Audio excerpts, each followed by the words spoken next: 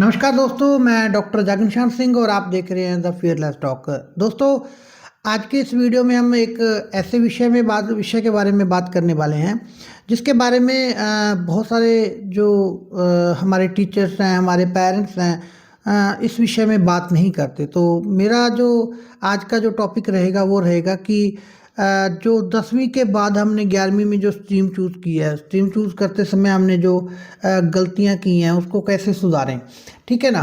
तो इसकी पूरी आपको आज की वीडियो में हम पूरे विस्तार से इसके बारे में बात करेंगे। देखो क्या है कि एनसीईआरटी में एक डाटा पब्लिश हुआ था जिसमें एनसीईआरटी के मुताबिक क्या है कि 33% से ज़्यादा जो इंडियन छात्र हैं वो पीयर प्रेशर के आगे अपना जो झुक जाते हैं, क्योंकि वो स्ट्रीम चूज़ ही नहीं कर पाते जो उनके इंटरेस्ट की होती है। वो ऐसी स्ट्रीम चूज़ करते हैं जो या तो उनके माँ बाप कहते हैं, जा उनके ऊपर जो उनके टीचर्स ने उनको सजेस्ट कर दिया, जा उनके दोस्तों ने कोई वो स्ट्रीम चूज़ की है, तो वो वैसी स्ट्रीम में जाना पसंद करते हैं। लेकिन क्या है कि 12वीं पूरी होने के बाद तक भी जो उनको समझ नहीं आता कि वो क्या करें क्या ना करें। ग्लोबल कैरियर काउंसिल की एक रिपोर्ट है, वो बताते हैं कि 10 में से 6 छात्र जो होते हैं वो यानी कि 60% बच्चे जो हैं वो 12वीं पूरी होने के बाद अपना जो कैरियर चॉइस है वो बदल देते हैं।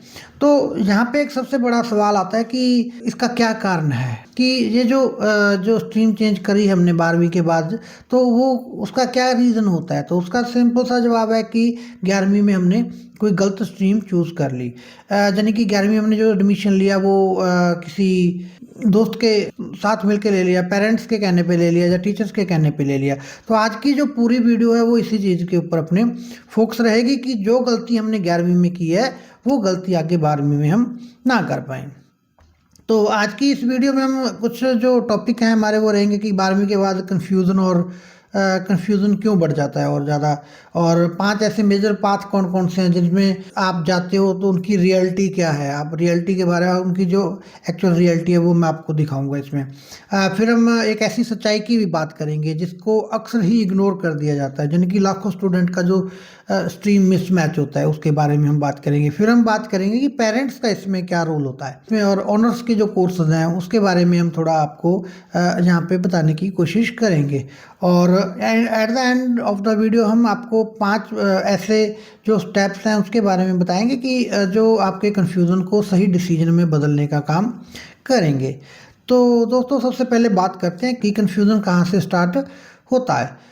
देखो 12वीं के बाद क्या होता है कि 12वीं के बाद का जो फेज़ होता है वो इसलिए कन्फ्यूजिंग हो जाता है क्योंकि वहाँ तक आते आते बहुत सारे जो बच्चे होते हैं वो एक बोझ लेकर चलते हैं, क्योंकि उन्होंने 11वीं में एक स्ट्रीम चूज़ तो कर लिया लेकिन वो स्ट्रीम चूज़ करते समय जो उन्होंने डिसीजन लिया था वो उनका खुद का नहीं था।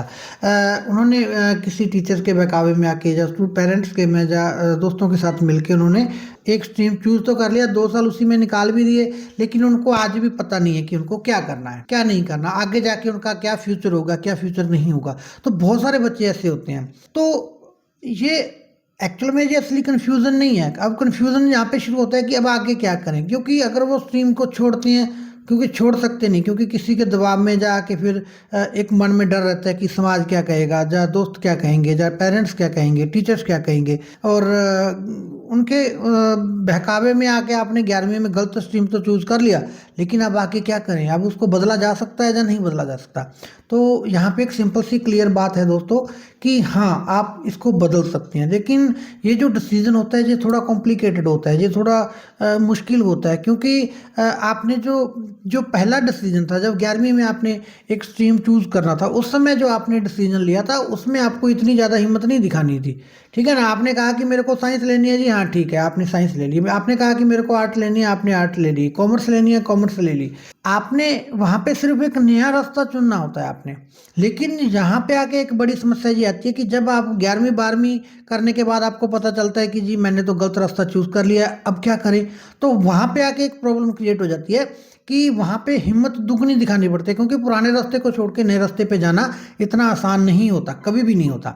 वहाँ पे हम क्या करें, ऐसे ऐसी जगह में बहुत सारे बच्चे हैं वो कंफ्यूज हो जाते हैं कि ना तो आगे बढ़ पाने की हिम्मत होती है और ना ही वापस जाने की इच्छा। तो आज की इस वीडियो में हम फैक्ट्स के साथ आपको मैं समझाऊंगा कि आप इस डेडलॉक को कैसे तोड़ सकते हैं। तो देखो दोस्तों, 2022 में एक सर्वे हुआ था, उसके अनुसार क्या था कि 93% जो इंडियन स्टूडेंट्स हैं क्लास 8 से लेकर 12 तक उनको केवल 7 ट्रेडिशनल ऑप्शंस के बारे में पता होता है, करियर ऑप्शंस के बारे में वो जानते हैं। जैसे मान लो डॉक्टर हो गया, इंजीनियर हो गया, लॉयर हो गया, टीचर हो गया, सीए हो गया। लेकिन आज के टाइम इंडिया में 250 से ज़्यादा करियर पाथ्स अवेलेबल हैं। हम अगर बात करें कि और इसमें एक चीज़ और भी है कि इसमें सिर्फ 10% ऐसे छात्र होते हैं जिनको एक प्रॉपर गाइडेंस मिल पाती है, एक प्रॉपर करियर काउंसलिंग मिल पाती है। बाकी सब पीयर प्रेशर के आगे, परिवार की जो अपेक्षाएं होती हैं, माता पिता की जो अपेक्षाएं होती हैं, उन पर निर्भर रहते हैं। माता पिता ने कह दिया कि आपको साइंस लेनी है तो लेनी है, तो हम अपने दोस्तों को देखकर अपना रास्ता तय करते हैं। तो उसने इंजीनियर ले ली, उसने कोचिंग ज्वाइन कर ली, और हमें लगता है कि अगर हमने ऐसा नहीं किया तो हम उनसे क्या रह जाएंगे, पीछे रह जाएंगे। तो यहाँ पे हम सबसे बड़ी गलती करते हैं, क्योंकि हम अपना डिसीजन जो है वो अपनी समझ से नहीं लेते, तो दूसरों को देखकर ले लेते हैं। और जब डिसीजन जो कंपैरिजन से लिया जाता है, तो नेचुरली एक अगला सवाल उठता है कि क्या अब हमने जो फील्ड जो चुना है वो सही फील्ड चुना है, या एक मैंने ऐसा फील्ड चुना है जो दूसरों ने चुना, जा जो पॉपुलर फील्ड है वो मैंने चुन लिया। क्योंकि देखो, जब मैं आपको एक यहाँ पे एक छोटा सा जो वाक्य है वो साझा करूँगा कि जब मैंने 11th-12th की थी, तो उस समय आईआईटी, एआईट्रिपल और इंजीनियरिंग का बहुत क्रेज था। बहुत सारे कॉलेज, नए कॉलेज उस समय जो 2010-11 का जो एरा था, या उससे थोड़ा 2 साल पहले का, आगे पीछे का, तो उस समय बहुत कॉलेज खुला। जो आईआईटी का इतना पागलपन था लोगों में, बहुत ज़्यादा। ठीक है, कोटा, सीकर, मैंने दोनों जगह पे स्टडी की हुई है, और मेरे को पता है कि वहाँ का जो माहौल था वो कैसा था। लेकिन उसके बाद क्या हुआ कि एकदम से क्या हुआ कि आईआईटी का क्रेज़ बिल्कुल डाउन आ गया, और आज के टाइम में ये हालात है कि आईआईटी में भी सीटें खाली रह रही हैं, बहुत सारी सीटें खाली रह रही हैं। अब क्या चल रहा है, आप अगर एक चीज़ देखो तो अब चल रहा है क्रेज़ यूपीएससी का। हर कोई, किसी को भी आप एक बच्चे को नींद 10वीं पास बच्चे को, 10वीं वाले बच्चे को आप नींद से उठा के पूछ लो क्या बनना है जी? मेरे को कलेक्टर बनना है। मेरे को यूपीएससी करनी है, मेरे को सिविल सर्विसेज में जाना है।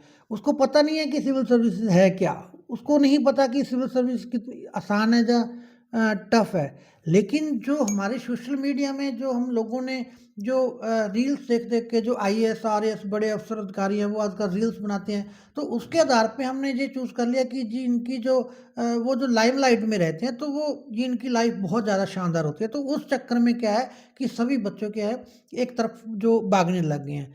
लेकिन आज अपने यहाँ पे बात करते हैं कि अगर मान लो आपने किसी के कंपैरिजन से जो डिसीजन ले लिया है, तो वहाँ पे एक बात आती है कि हमने जो चुना, जो फील्ड चुना है वो सही है या पॉपुलर है, और यहीं से हमें ज़रूरत पड़ती है कि एक सही करियर पाथ को समझने की।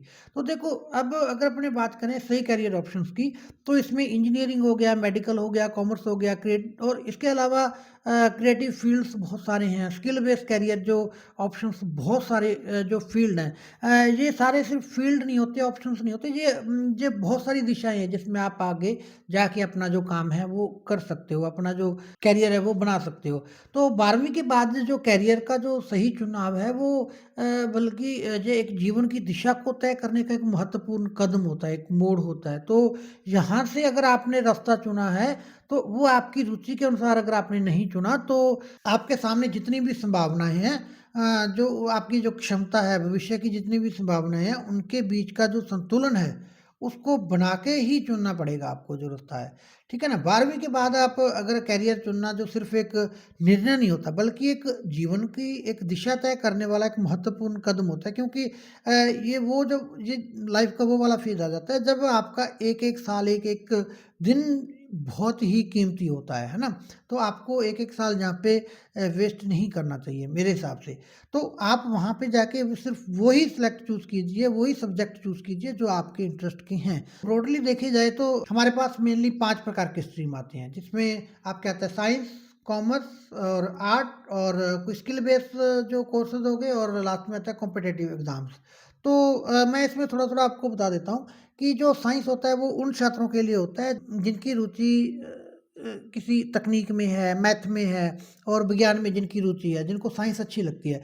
तो वो जो बच्चे हैं उनको साइंस स्ट्रीम लेनी चाहिए। वो आगे जाके इंजीनियरिंग करते हैं, मेडिकल, रिसर्च, आईटी, पीएचडी वगैरह हायर एजुकेशन में वो जाते हैं, और साइंटिस्ट वगैरह के जो फील्ड में भी आगे वो जा सकते हैं। लेकिन यहाँ पे एक बहुत ज़रूरी बात है कि जो एआईसीटीई का एक जो डाटा है उसके अनुसार लाखों स्टूडेंट हर साल इंजीनियर ग्रेजुएट्स होते हैं, लेकिन उनमें से केवल एक छोटा सा हिस्सा ही जो कोर इंजीनियरिंग जॉब्स हैं उसमें जाता है, ठीक है ना? ज़्यादातर जो बच्चे होते हैं वो आईटी या अन्य फ़ील्ड्स में शिफ्ट हो जाते हैं और सिर्फ़ इसलिए कि सिर्फ़ डिग्री नहीं, क्योंकि स्ट्रॉन्ग स्किल्स पर फ़ोकस करना भी बहुत ज़रूरी होता है। और कॉमर्स स्ट्रीम उन बच्चों के लिए ज़रूरी है जो बच्चे बिज़नेस, फाइनेंस और मैनेजमेंट में रुचि रखते हैं और उनके लिए ये कॉमर्स है वो बेस्ट है। इसमें CA, CS, BCom, BE, MBA, banking, ठीक है ना? और एंटरप्रेन्योरशिप जैसे क्षेत्रों में आगे आप जा सकते हो। और अगर आपको नंबर्स और बिज़नेस को अच्छे से समझना है तो ये एक मजबूत विकल्प आपके पास हो सकता है। नेक्स्ट हम बात करते हैं आर्ट की। तो आर्ट उन बच्चों के लिए है जो समाज, राजनीति, इतिहास और मनोविज्ञान, रचनात्मक जो क्षेत्र है उसमें रुचि रखते हैं। यूपीएससी वगैरह में, टीचिंग में, जर्नलिज्म में या लॉ या डिज़ाइन में, तो ऐसे बहुत सारे जो ऑप्शन हैं वो आर्ट में अपने पास ओपन रहते हैं। जो बच्चे आर्ट लेना चाहते हैं वो जिनका मतलब जिनके आर्ट से रिलेटेड विषय जो ज्योग्राफी है या सोशल साइंस है, पॉलिटिकल साइंस है, तो ऐसे जो विषय हैं अगर उनके अच्छे हैं, मजबूत हैं, तो वो आर्ट में जा सकते हैं। आर्ट कोई देखो आर्ट एक पिछड़ा हुआ सब्जेक्ट कभी भी नहीं था और कभी भी नहीं होगा। हमारे समाज में क्या है कि साइंस को बहुत ज़्यादा महत्ता दी जाती है लेकिन आर्ट जो है उसको आर्ट जो है उसको बहुत ही कम आँका जाता है। तो यहाँ पे जो नेक्स्ट आता है वो आता है स्किल बेस्ड जो कोर्सेज़ हैं जिसमें मान लो डिजिटल मार्केटिंग हो गया, ग्राफिक्स डिज़ाइनिंग हो गया, एनिमेशन हो गया, होटल मैनेजमेंट हो गया, आईटीआई कोर्सेज़ हो गए और ये जो प्रैक्टिकल स्किल्स हैं इनको सीख कर आप जल्दी क्या है किसी फील्ड में जाके अपना जो काम है वो कर सकते हो। और नंबर 5 पे आता है कॉम्पिटिटिव एग्ज़ाम्स जैसे एनडीए हो गया, एसएससी हो गया, बैंकिंग, रेलवे, गवर्नमेंट जॉब्स। ये जो जितने भी जो जॉब्स हैं ये व्हाइट कॉलर जॉब्स होते हैं या सम्मानजनक करियर होते हैं, बशर्ते कि आप इनकी जो तैयारी है वो एक डिसिप्लिन के साथ मन लगा के करें। देखो अंत में जो सबसे ज़रूरी बात है कि आपको जो फ़ील्ड चुनना है वो आपको दूसरों को देख कर नहीं, आपको आपकी रुचि के अनुसार, आपकी क्षमता के अनुसार, आपकी सोच-समझ के अनुसार ही चुनना है। क्योंकि अगर आप दूसरों की रुचि के अनुसार या दूसरों की क्षमता के अनुसार चुनेंगे, तो हो सकता है कि आपका जो समय है, कीमती समय है, वो आगे जाके खराब हो जाए। तो इसको बचाना है अपने को। तो देखो सब्जेक्ट कोई भी बुरा नहीं होता। सिंपल एक बात है कि अगर अपने पास इतने सारे ऑप्शंस हैं, तो फिर हम सही पाथ क्यों नहीं चुन पाते और दूसरा फिर भी ये भी है कि इतने सारे छात्र जो होते हैं वो बाद में अपना पाथ बदल क्यों देते हैं तो यहीं पर हमें एक रियलिटी समझनी पड़ेगी और इस रियलिटी को कोई भी ओपनली डिस्कस नहीं करता। तो यहाँ पे जो आता है वो बात आती है स्ट्रीम मिसमैच की। देखो मैं आपको इसका जो स्ट्रीम मिसमैच का एक डाटा है यहाँ पे मैं आपको एक डाटा यहाँ पे दे रहा हूँ। देखो आज जो है आज हमारे देश में लाखों छात्र हैं जो वो इंजीनियरिंग करते हैं, बीएससी, बीकॉम जैसे कोर्सेज़ करने के बाद वो यूपीएससी, पटवारी, एसएससी, कांस्टेबल जैसी तैयारियाँ जो नौकरियाँ हैं, उसकी तैयारी करते हैं। और इंटरेस्टिंग बात ये है कि ये वही एग्ज़ाम है जो एक आर्ट बैकग्राउंड से जो बच्चा आता है, वो भी दे सकता है। तो अब यहाँ पे एक डाटा देखिए, एआईसीटीई ने जो एक डाटा के अनुसार भारत में हर साल 12 से 15 लाख जो बच्चे हैं वो बीटेक या बीई ग्रेजुएट्स करते हैं। लेकिन उसमें से सिर्फ 10 से 20% ही ऐसे बच्चे हैं जो कोर इंजीनियरिंग जॉब्स में जा पाते हैं। हालाँकि एम्प्लॉयबिलिटी जो होती है वो 70% बताई जाती है लेकिन 80% से ज़्यादा स्टूडेंट जो होते हैं वो बिना जॉब इंटर्नशिप से पास आउट होते हैं। और ज़्यादातर जो ग्रेजुएट्स होते हैं वो नॉन कोर फील्ड्स होते हैं यानी कि नॉन कोर का मतलब क्या है कि जो इंजीनियरिंग से रिलेटेड फील्ड्स नहीं होते जहाँ उनके जो जिस सब्जेक्ट में उन्होंने इंजीनियरिंग की है उससे रिलेटेड वो जॉब्स नहीं होती उसमें जाते हैं। अब इसमें अगर कुछ मान लो अगर बात करें तो कुल मिला के अगर मैं मोटी-मोटी बात करूँ तो 15 से 25% ही कोर जो बच्चे हैं वो कोर इंजीनियरिंग में रहते हैं। बाकी 30 से 40% बच्चे जो ब्रॉडली टेक्निकल रोल्स में चले जाते हैं। इसका जो मेनली जो रीज़न होता है वो होता है कि स्किल गैप, स्ट्रीम मिसमैच और जो आउटडेटेड करिकुलम है और इंडस्ट्री डिमांड, ये तीनों चारों चीज़ें हैं, ये इस पे जो इफ़ेक्ट करती हैं। देखो यूपीएससी सिविल सर्विस का अगर मैं आपको एक एग्जांपल दूँ, तो 2014 से 2021 के बीच में जो टोटल जितने जो सिलेक्टेड कैंडिडेट्स थे उसमें 60.4% जो थे वो इंजीनियरिंग ग्रेजुएट्स थे, यानी कि इंजीनियरिंग की हुई थी, इंजीनियरिंग बैकग्राउंड से थे। तो लेकिन इसमें से जो 4% से भी कम ने इंजीनियरिंग से रिलेटेड ऑप्शनल जो सब्जेक्ट है वो चूज़ किए थे। बाकी सभी ने ऐसे सब्जेक्ट चूज़ किए थे जो आर्ट वाला बच्चा भी चूज़ करता है। इसका मतलब क्या है कि 4 साल इंजीनियरिंग लगाने के बाद वो बच्चे क्या है कि आईएएस, आईपीएस और आरएएस जैसे ऑप्शंस हैं वो उसमें जा रहे हैं। लेकिन आप एक चीज़ सोचो कि इस जगह पे आके 2 बच्चे एक जगह पे बैठे हैं। एक वो बच्चा जो आर्ट करके आया है, एक वो बच्चा जो साइंस में से आया है। तो दोनों ही एक ही साथ कॉम्पिटिशन में हैं। ओवरऑल एम्प्लॉयबिलिटी की अगर अपने बात करें तो 2023-24 का एक डाटा है, उसमें 51.25 जो भारतीय है वो उनको ही एम्प्लॉयबल माना गया है। यानी कि ये जो हमारा जो करिकुलम है वो भी बहुत ही बेहुदा है। यानी कि मैं आपको सिंपल रूखे शब्दों में कहें हम तो जो हमारा करिकुलम है वो एक सिर्फ किताबी ज्ञान तक सीमित है। उसके बाद हम कोई भी बच्चों को किसी प्रकार का जो व्यावहारिक ज्ञान है उसमें बिल्कुल भी नहीं है। ये सिर्फ़ आपको किताबी कीड़ा बनाता है, आपको सोचने की, समझने की जो क्षमता है, उस पे ज़्यादा ध्यान इसमें नहीं है। और आप इस करिकुलम को जो हमारा जो करिकुलम है फ़िलहाल, उस करिकुलम के आधार पे आप किसी कॉम्पिटिशन एग्ज़ाम को जल्दी क्लियर नहीं कर सकते। ऐसे बिना अलग से कोचिंग किए आप कोई भी कॉम्पिटिशन, आप साइंस है, आर्ट है या कॉमर्स है, किसी भी स्ट्रीम का आप जो कॉम्पिटिटिव एग्ज़ाम ले लो, आप उसको क्लियर नहीं कर सकते बिना किसी एक्सटर्नल जो इफ़ेक्ट्स के। यहाँ पे एक और मैं आपको डाटा बताता हूँ। एक रिसर्च रिपोर्ट आई थी इंडिया करियर सेंटर की, वो बताते हैं कि केवल 8.2% जो ऐसे ग्रेजुएट्स हैं जो जॉब में काम कर रहे हैं और जो उनकी एकेडमिक क्वालिफ़िकेशन से मैच करती है। ठीक है ना? यानी कि कुल मिला के वही बात वहीं आती है। 8 से 20% के बीच-बीच मोटा-मोटा अगर मैं मान के चलूँ, तो 8 से 20 10 से 20% ले लो आप ज़्यादा से ज़्यादा, कि 10 से 20% के बीच-बीच के जो बच्चे हैं, वो ही क्या है कि एकेडमिक क्वालिफ़िकेशन उसकी जो है, वो अपने जॉब से, कोर जॉब से मैच करती है। ठीक है ना? ऊपर देखो डाटा क्या है कि थोड़ा बहुत ऊपर-नीचे अलग-अलग सोर्सेज़ का डाटा है, वो थोड़ा ऊपर-नीचे होता रहता है। तो अपने मोटा-मोटा मान के चलते हैं, अपने मोटा-मोटा 8 से 20% तक मान के ले चलते हैं। अब बात यहाँ पे ये नहीं आता कि आपने जो जॉब किया है वो गलत किया है। तो लेकिन बात हमारे पास यहाँ पे ये आती है कि शुरुआत में आपके पास क्लैरिटी क्यों नहीं थी? ठीक है ना? जब आपने डिसीज़न लिया तो आपने जब डिसीज़न लिया था क्या आपको ये प्रॉपर गाइडेंस दी गई थी कि आपको इंजीनियरिंग करनी है जी, इंजीनियरिंग करने के बाद आपको यूपीएससी करनी है जी, यूपीएससी करने के बाद आपको सिविल सर्विसेज में जाना है। या आपको इंजीनियरिंग करनी है, इंजीनियरिंग करने के बाद मैंने बहुत सारे बच्चों को एमबीए भी करते देखा है। तो वो क्योंकि एमबीए एक अलग स्ट्रीम रह गया, इंजीनियरिंग एक अलग स्ट्रीम रह गया, तो आपके पास क्लैरिटी कहाँ थी? कहीं नहीं थी।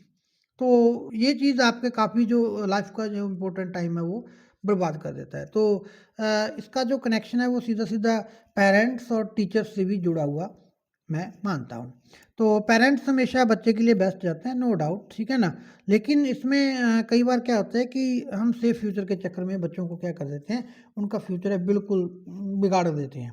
ठीक है ना? कभी-कभी उनको जो प्रेशर होता है, वो प्रेशर के चक्कर में ही बच्चा ना तो वो अपना फ़ील्ड छोड़ पाता है, ना वो उसमें कामयाब हो पाता है। तो वो वहीं कहीं न कहीं जाके एक दिन वो टूट जाता है बिल्कुल, देखिए, ठीक है? तो जो एक national council of research educational research and training की 2022 की स्टडी है, उसके अनुसार क्या है कि क्लास 9 से 12 तक जो बच्चे हैं, उनकी जो लाइफ़ सैटिस्फैक्शन है, तो वो कम होती जाती है। और इसका सबसे बड़ा कारण होता है पेरेंट्स की एक्सपेक्टेशंस या प्रेशर है वो ज़्यादा होना, यानी कि बच्चा वहाँ पे हार नहीं रहा होता, वहाँ पे बच्चा दब रहा होता है।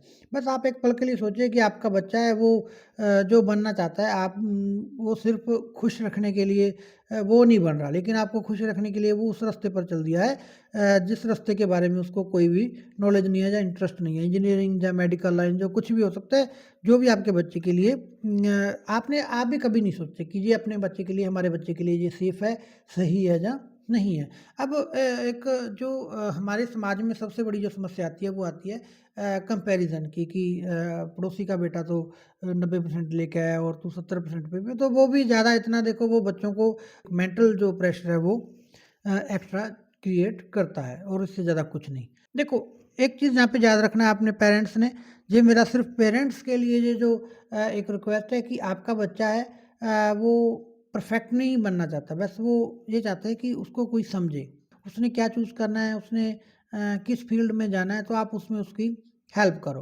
बच्चे को सही गाइडेंस दो, अगर उसने थोड़ा-सा आपको लगता है कि ये बच्चा इधर सर्वाइव नहीं कर पाएगा, तो आप उसका फ़ील्ड साथ के साथ चेंज करवा दो, उससे कोई प्रॉब्लम नहीं होती। आप उसको आर्ट दिलवाओ, आर्ट में आगे जाके उसको बीए करवाओ, बीए करने के बाद वो तैयारी करेगा यूपीएससी, आरपीएससी, ठीक है ना? आरएएस, आईएएस जो भी जितने भी एग्ज़ाम्स होते हैं यूपीएससी के मतलब एग्ज़ाम्स होते हैं, वो उनमें चाहे पटवारी है, बैंकिंग है, बहुत सारे क्षेत्र हैं, जिसमें बच्चा कामयाब हो सकता है। अब मैं आपको 5 ऐसे प्रैक्टिकल स्टेप्स हैं, जो एक्शन प्लान है आपका, उसके बारे में मैं आपको समझाने की कोशिश करता हूँ कि आपको क्या करना है, कि अगर आपको कन्फ्यूज़न आ रहा है, आप आगे जाके आपके पास ऑप्शंस क्या हैं, मिस्टेक्स कहाँ-कहाँ हुई हैं और उसकी क्लैरिटी कैसे आप बना सकते हो, यानी कि क्लैरिटी कैसे बनेगी। तो सबसे पहले आपको बात करनी है कि अंडरस्टैंडिंग जो आपकी है, उसको एक्शन में कैसे लाएँ।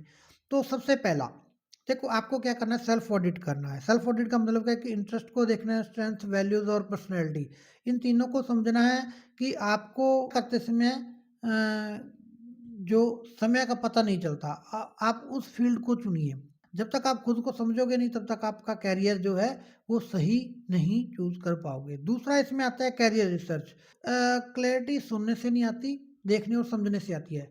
सिंपल है, जॉब डिस्क्रिप्शंस को पढ़ो, प्रोफेशनल्स से बात करो, डिफरेंट यूट्यूब इंटरव्यूज़ देखो, आप अपने टीचर्स से ओपनली बात करो, अपने पेरेंट्स से ओपनली बात करो। तीसरा आता है 30 दिन का एक एक्सपेरिमेंट ज़रूर करो। जब भी आप कोई भी फ़ील्ड चूज़ कर रहे हो, 11th में आप कोई स्ट्रीम चूज़ कर रहे हो या 12th के बाद भी इवन आप अगर स्ट्रीम चूज़ कर रहे हो, तो उसमें 30 दिन का एक एक्सपेरिमेंटल पीरियड लेके चलो, जिसमें आपको इंटरेस्ट को टेस्ट किए बिना डिसीज़न लेना रिस्की होता है हमेशा, ठीक है ना? तो छोटे-छोटे ऑनलाइन कोर्सेज़, इंटर्नशिप या प्रोजेक्ट्स करके देखो कि आप इस फ़ील्ड में आगे जाके आप जो चीज़ें हैं वो समझ सकोगे या नहीं समझ सकोगे। नंबर 4 पे अगर अपने बात करें, तो एक अच्छा गाइड या मेंटर से ज़रूर बात करो, यानी कि जो सही गाइडेंस जो होती है या करियर काउंसल होता है, फील्ड एक्सपर्ट की बात आप को आपका जो है, वो आपका जो समय है वो बचा सकती है।